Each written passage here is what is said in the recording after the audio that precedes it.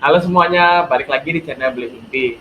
Nah, pada video kali ini kita akan ngomongin tentang membuat strategi keuangan untuk membeli rumah pertama kita. Nah, kita semua pasti punya impian nih untuk punya rumah sendiri. Apalagi kalau misalnya kita bisa beli sendiri pakai uang kerja keras kita, itu pasti lebih bangga lagi. Nah, biasanya orang-orang yang udah bekerja dan bentar lagi bakal berkeluarga, ini yang lagi kebut-kebutnya nabung dan berinvestasi untuk membeli rumah pertamanya. Nah, tapi menabung dan investasi aja kadang itu belum cukup untuk bisa beli rumah. Kita perlu strategi keuangan yang benar-benar panjang, yang benar-benar komplit, supaya kita bisa beli rumah pertama kita itu, karena rumah pun harganya juga nggak main-main ya mahalnya. Nah, jadi gue udah rangkum strategi keuangan untuk membeli rumah di 3 poin.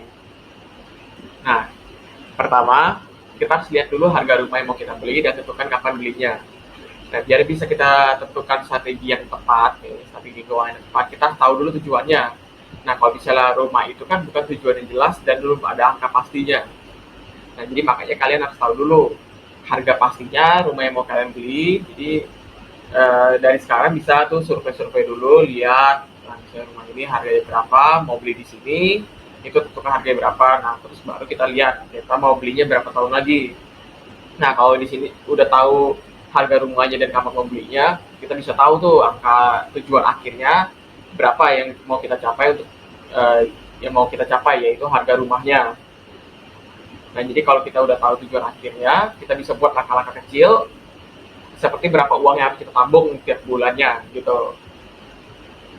Nah, kalau kita udah tahu tujuan akhirnya, yang kedua baru kita lihat keuangan kita dengan patokan piramida keuangan.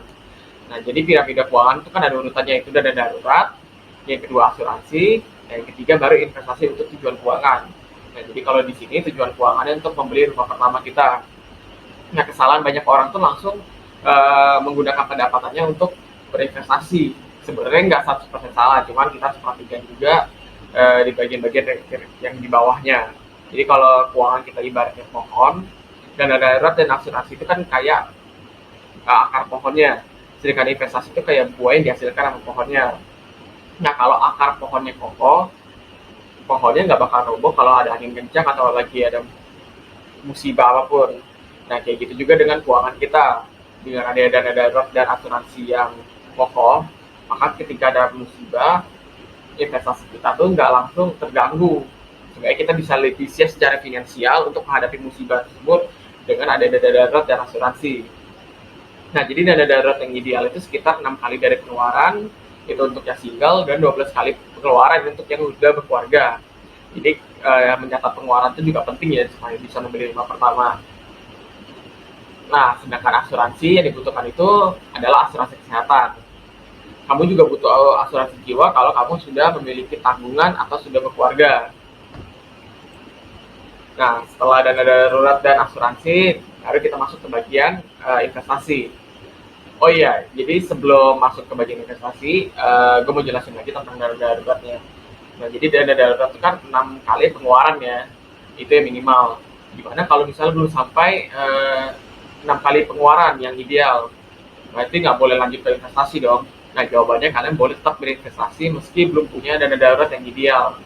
Nah, tapi tetap rutin ditabung 5-10% dari pendapatan kalian untuk dana darurat. Jadi setiap kali terima pendapatan, terima gaji, itu bisa kalian sisihkan dibagi-bagi. Jadi buat dana darurat segini, buat investasi segini, untuk bayar asuransi segini, tetap dibagi-bagi konsisten setiap bulannya.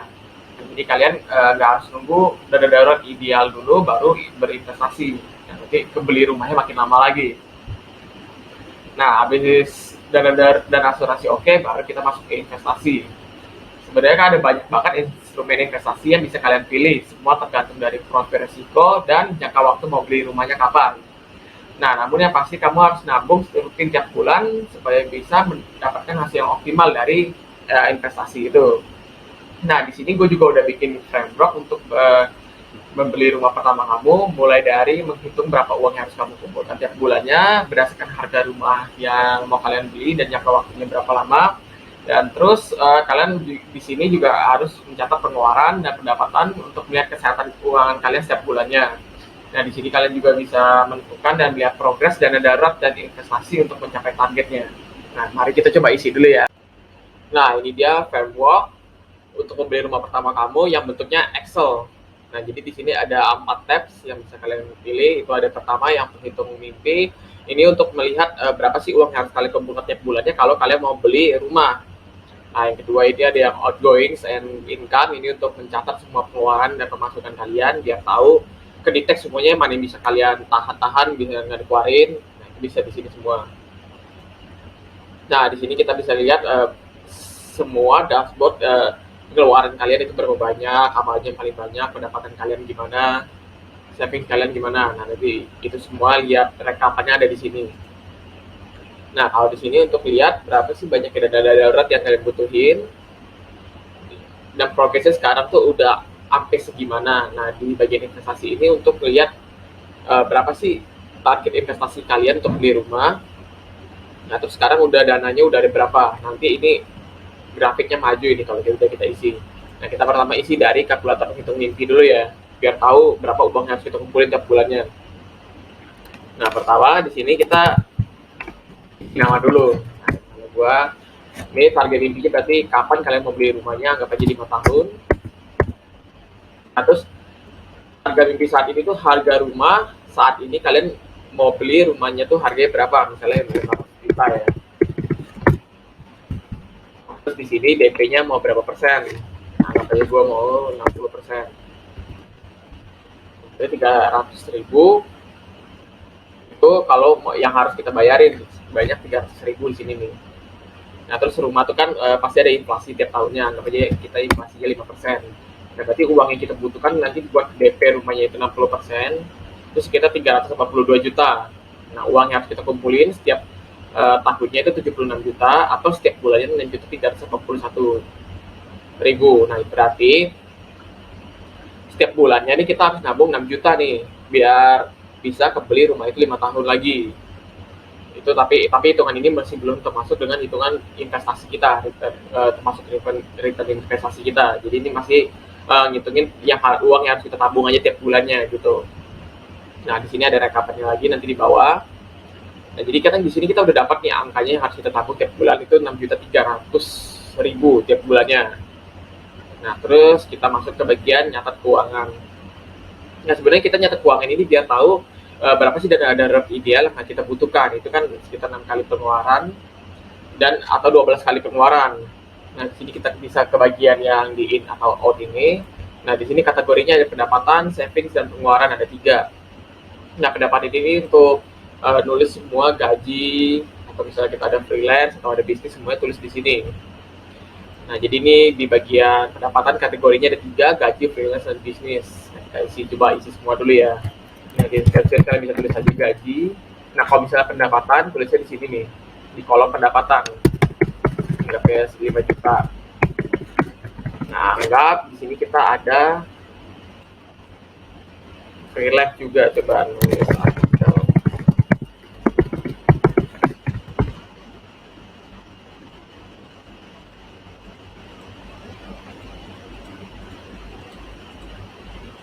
Ya, anggaplah kita ada bisnis, iseng-iseng 2 juta, anggap ya, ini cuma contoh doang.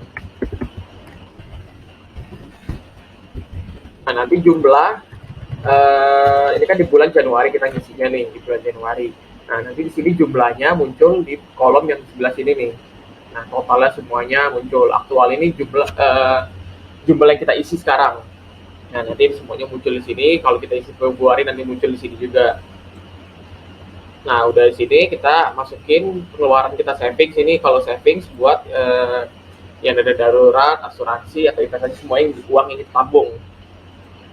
Tapi kita belum tahu dana darurat yang kita butuhin berapa karena kita harus tahu pengeluaran kita dulu. Makanya kita ke bagian pengeluaran. Nah, di sini kategorinya ada buat rumah. Misalnya kalau kita ada cicilan kosan atau semua keperluan rumah, nah tulisnya di sini. Nah, terus sini makanan, ya kita isi dulu rumah ya. Misalnya kos. Nah, kalau pengeluaran kalian isinya di tabel pengeluaran di sini. Anggap kosan ada 500.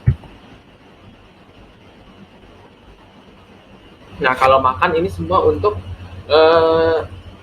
pengeluaran kita untuk makan sehari-hari. Jadi misalnya makan di warteg, nah tulisnya bagian sini, nanti di sini juga 20.000.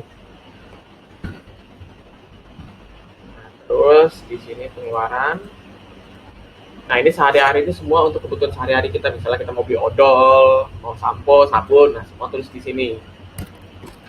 Misalnya belanja sabun, dapat sabun yang mahal, misalnya 100.000. Nah, terus di sini obat, itu misalnya kayak kalau zaman pandemi gini kan kita harus minum vitamin C, vitamin D. Nah, semua yang keperluan obat-obatan masuk di kategori obat.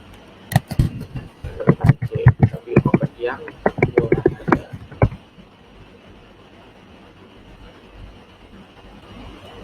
Nah, terus di sini ada transportasi. Jadi kalau kita mau isi bensin, misalnya atau di Jakarta pakai Transjakarta, pakai Grab, semuanya masukin di bagian transportasi. Untuk isi bensin.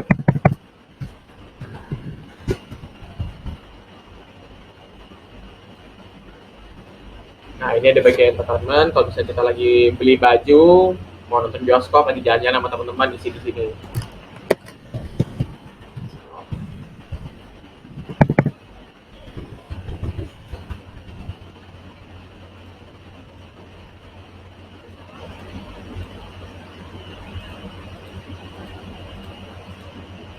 Nah, di sini kalau kita lagi mau liburan, staycation keluar kota, tulis di sini juga. Staycation keluar, gitu. Nah, nanti semua yang di bagian pengeluaran bakal ke simpen di sini nih. Kan tadi kita isi buat Januari. Nah, totalnya di sini. Nah, terus kita ke bagian dashboard. Nah, jadi kita bisa lihat semua pengeluaran kita tuh rumah berapa persen, buat liburan berapa persen, yang lainnya berapa persen. Nah, terus pendapatan kita juga muncul di sini. Nah, di sini kita bisa lihat pendapatan dikurangi pengeluaran, sisanya ada berapa. Nah, kalau misalnya masih plus tuh warnanya hijau, nanti kalau udah minus warnanya merah. Nah, di sini kita udah lihat nih pengeluaran kita 2.470. Nah, kita ke bagian sini. Di sini kita isi dana darurat yang kita butuhkan itu berapa. Jadi kita isi sendiri di sini. Kalau misalnya single 6 kali, tadi kan kali 2 juta, 2,5 lah kita anggap.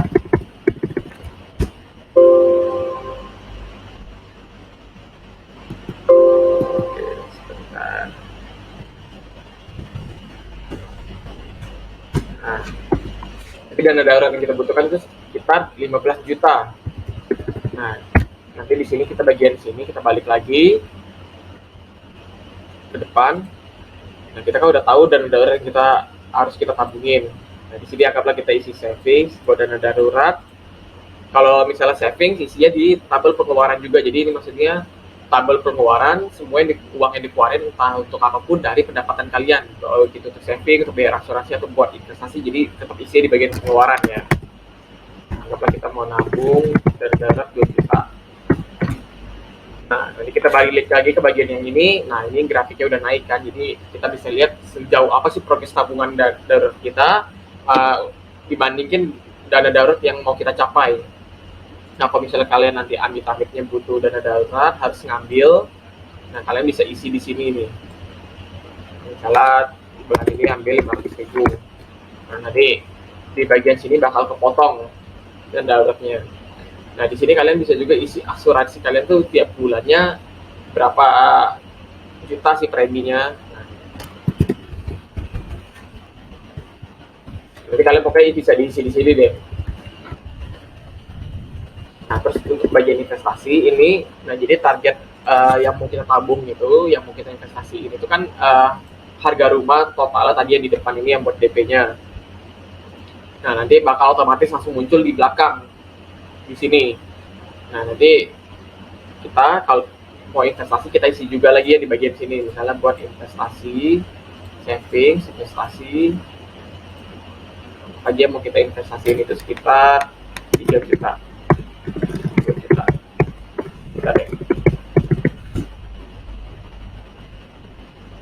Nah, di sini nanti maju juga, muncul juga. Nah, jadi kita bisa lihat progres investasi kita seberapa jauh sih dengan tujuannya, mau berapa banyak. Nah, tapi perlu dicatat kalau ini masih belum menghitung return investasi kita, jadi masih belum masuk returnnya lah, jadi kelihatan masih lebih berat. Nah, jadi kalau misalnya kita ada juga ngambil investasi kita, misalnya kita lagi butuh banget uang dan harus ngambil dari hasil investasi kita, nah kita ambil di sini, misalnya ambil 500.000. Nah, nanti dia bakal kurang sendiri. Nah, oke, ini semua cara ngisi-ngisi framework untuk membeli rumah pertama kamu. Oke, hopefully dengan adanya framework ini bakal membantu kalian banget dalam mencapai mimpi membeli rumah pertama kalian. Oke, see you.